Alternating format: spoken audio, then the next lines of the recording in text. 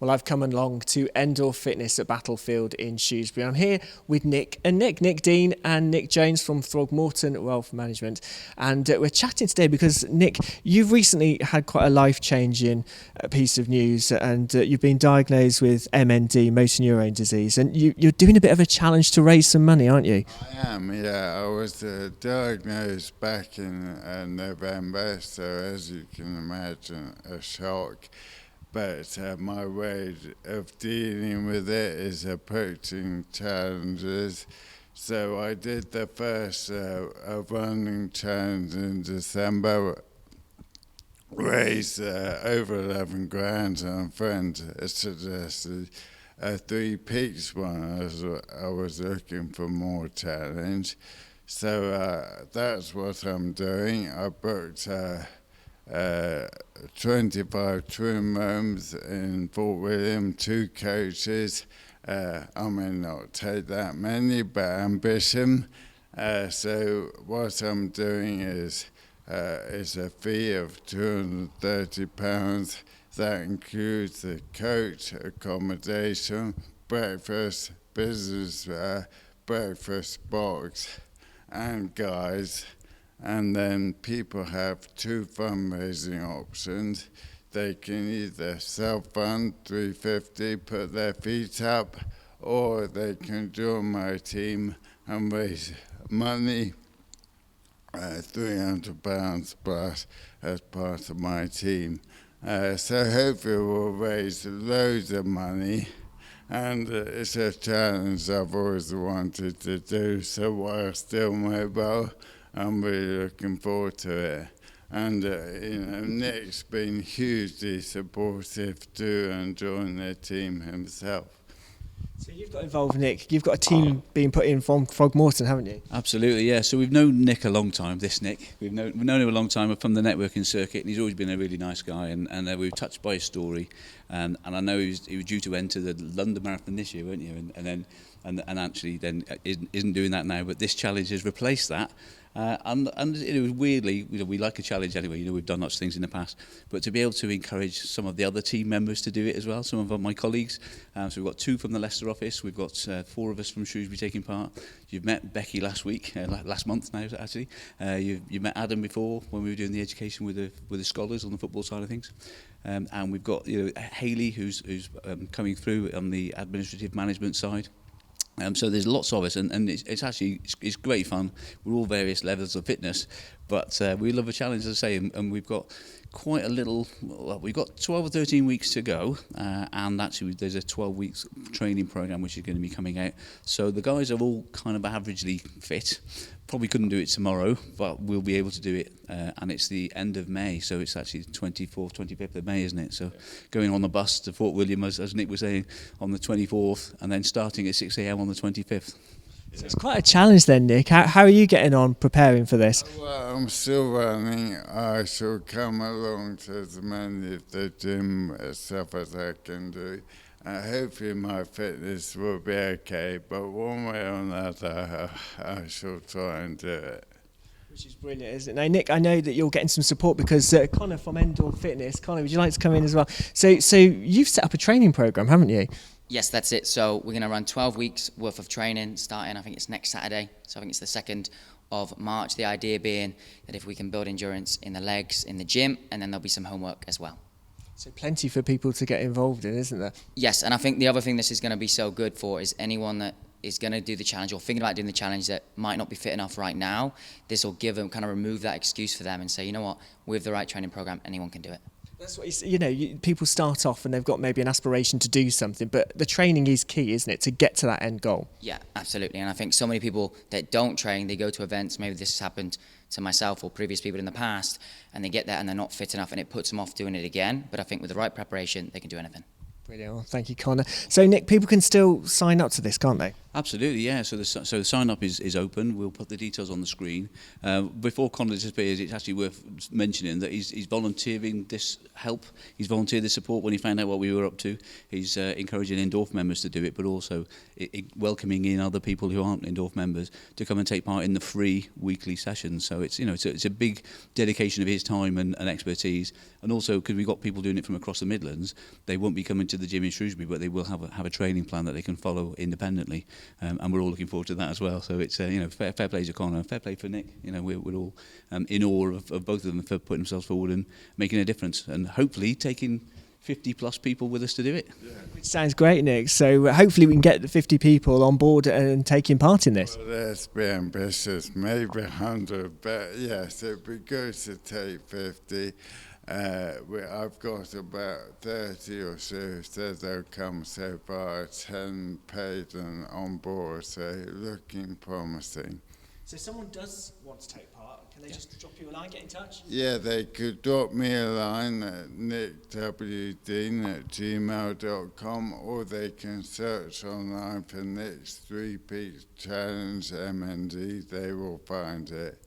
But I can obviously answer any questions, send information to them.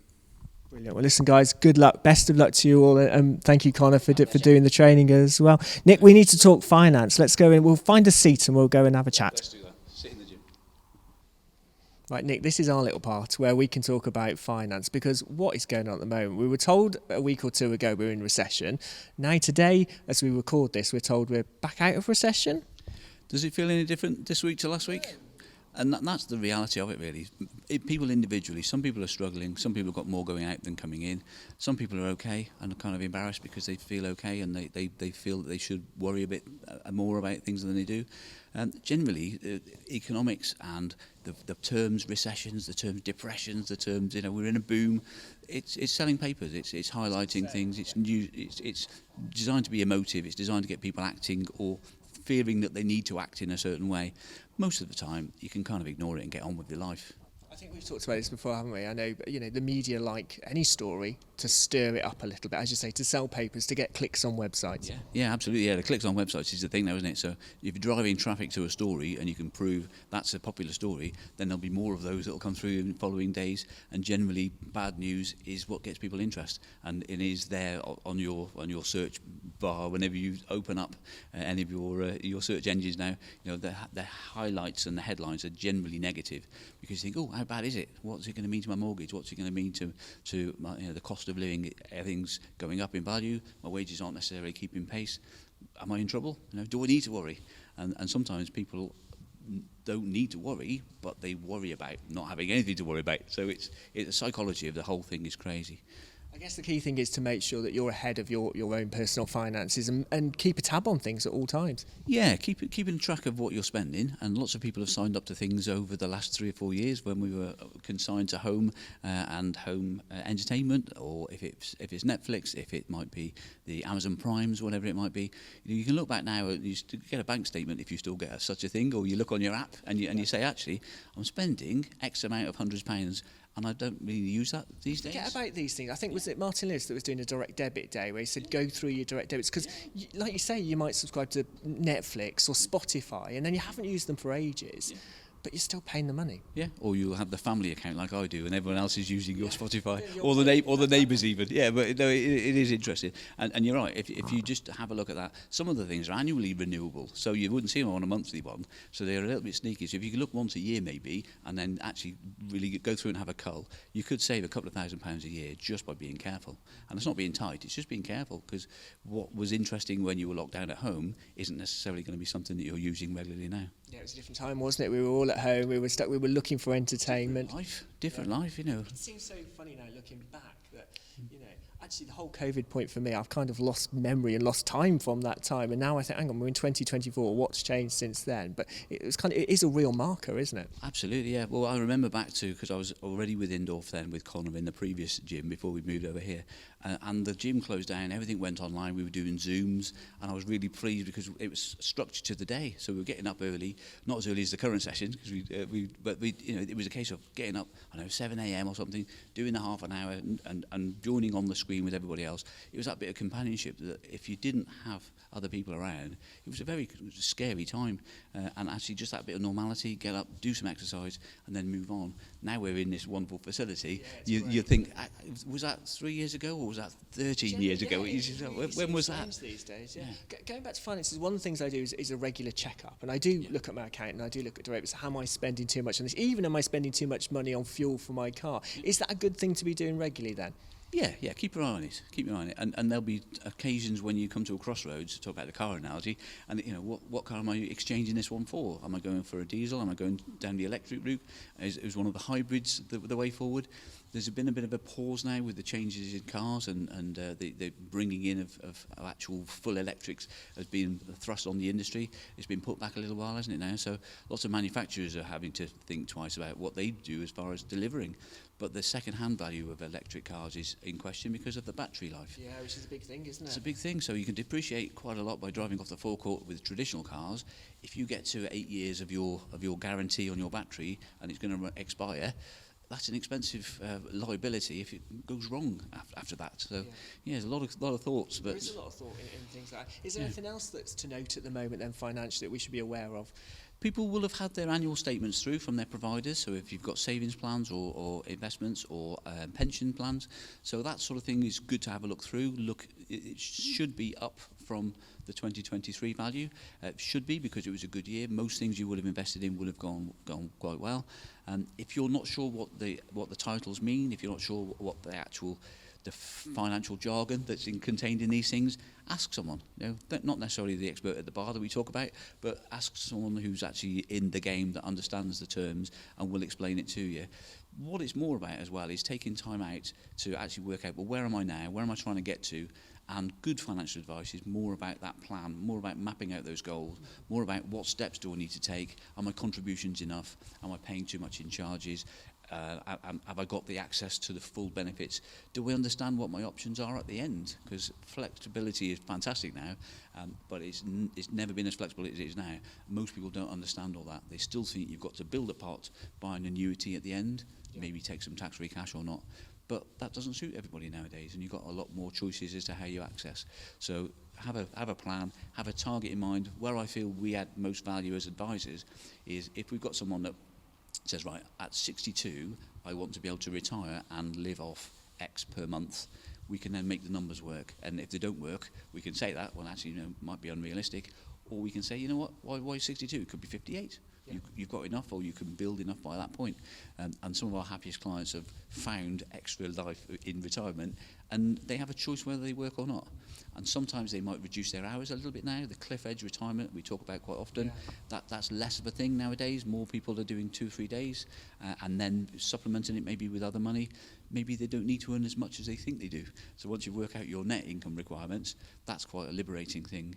And they get a state pension forecast, government gateway, free to do. You'll see exactly when you're going to get a state pension, how much of guaranteed income that's going to give you. So that combined with whatever you amass yourself could be enough. Yeah, and as you say, I think people now maybe retiring, but then going on to do, as you say, part-time jobs and doing something that maybe they've always wanted to do, which is more of kind of a hobby but a job at the same time. Yeah, the pandemic has allowed people to take a step back, forced people almost, normal life stopped for a while. What are you doing with every day? Are you enjoying it? Are you feeling that you're fulfilled? Are you feeling that you're adding benefit to other people? Are you just earning a corn? Are you just earning money every month until X retirement age? A lot of people thought, you know what, I'm not enjoying what I'm doing, I need a bit of a change, I'm going to reduce my hours, I want to see more of the family, I want to see less of the family, I want to see less of the wife, I want to see more of the wife, whatever's gone on. They've actually had time to think about these sorts of things and making some massive decisions. It's the flexibility in employment now is amazing. People can work from home, you can work from hybrid, you can work from the office if that's your wish, and employers are having to sort of harness all of this opportunity and be flexible enough that people can cope. and get the most out of their staff whilst looking after clients, whilst making it a good place to be. Because if they don't enjoy it, your staff will clear off and find somewhere where they're appreciated. It's a good balancing act, though, at the moment for you and I who run businesses and maybe have staff. But, you've always got to be looking ahead as well of what's best for them to get the best for your business. Yeah, absolutely, yeah. And you want people to stay with you that are good people, that they become your work family. And we've had some big changes over recent years with the practice and the merge and things. But most important of all of it has been everybody being happy and staying on the bus who's interested in wanting to be with us. And we've been... That's all bedded in now and settled down really nicely, and we've actually been recruiting new people, and we've got a few more coming over the next few months that I've seen. The nice thing with it, that we've got a team of people doing all that stuff now, so I don't have to do that personally, which is part of the reason for the merge, really. Not having the day-to-day running responsibility of the practice, spending more time doing things like this, spending more time with clients, and actually seeing where we can make a difference. Well, look, we always like questions here at Shropshire Business Live TV. I've got one for you. This is from Ellen. She says, my husband has just taken early retirement at 60, so we can spend some more quality time together. We don't have any children to leave our estate to, and are considering releasing equity from our home to free up some more cash. And they want to know what's the pros and cons of this. Okay, so releasing equity from your home is a massive decision. If you get it wrong, you could regret it forever and be penniless almost. But nowadays there's a lot more protection from the providers of the products. So it used to be like the Wild West. It was unregulated and it used to be buyer beware. Now you do have a safe home partnership and the SHP regulations that most of the big providers adhere to give you some protection. So they mean that you probably have got a negative equity guarantee, that you won't owe more than the house actually is worth. You've got lots of options as far as how you take the income, if you pay interest back or not, if you have a lump sum. The right or not will depend on the personal circumstances. Not having kids is a good reason to consider it, but not the only reason, but a good reason to consider it, because you aren't necessarily worrying about what to leave for everybody else. We spend a lot of time talking to clients about what's left over, and who you want to have what when in as much tax efficiency as possible. That it's worth thinking about, but definitely seek qualified advice. And authorised, regulated. Talk about it all the time. There will be firms you can find that won't be having your interest in mind, but there are good firms about that can actually lay it all out on a table and say, okay, these are the pros, these are the cons. In your circumstances, what do you want to do? And then explain it and take you through the process and hold you by the hand. And that personal, face-to-face advice, I would imagine for this thing. You don't just do it on the internet and fill a few boxes in and have a decision tree type thing. Look someone in the white of their eyes, explain your circumstances, and get some good advice. Within the practice, we've got somebody who's qualified to do this sort of thing. It's like an extension of a mortgage exam, really. And we've got that. It's the same person who does long-term care funding for people who might be in care. Again, it's vulnerable people or potentially people who might be making a massive decision, need the right level of care during the process. And there are steps to take. Don't just jump in, because it might be the wrong thing for you. So seek some good advice, Ellen. Nick, as always, it's a pleasure. You'll keep us up to date, I'm sure, with the challenge. Absolutely, yeah. I'm really looking forward to it. See, Nick is such a guy. We've known him for a long, long time. It's really sad what's happening to him, but he's such an inspiration that he's taking people along the journey with him, and for the fact that he's hoping to do the 3 peaks as well himself. If he can do it, I can do it, and me and the rest of the team can do it, and the rest of the 50-odd people, and maybe more, that'll sign up, because it is open still to be signed up for, and then we'll be shaking the tin virtually for support and sponsorship. But it's great, and yeah, you can't wait. We love challenges. Connor and the gang are brilliant at supporting that. Really good. What a great place Endorf is. Yeah, it's a community. It's not just a gym. When we talk about that, it can sound a bit glib, but it really is how it is. So the people come here, feel valued, feel part of the family. You're not coming here and just pushing some weights. I was here this morning, fourth time this week. That's it now for the week for me. But you do feel invigorated. I was away last week, having not trained for a week. Did you miss it then while you were away? Mentally as well as physically. Just you don't deal with things as well if you haven't got the same release. So if you're not doing any exercise, when you're running the business, get yourself in gear and actually do something, and you will feel better. You'll make better decisions and you'll be healthier for longer. Yeah, absolutely. Nick, as always, a pleasure. We will catch up with you next month. Thanks, Chris. Thank you.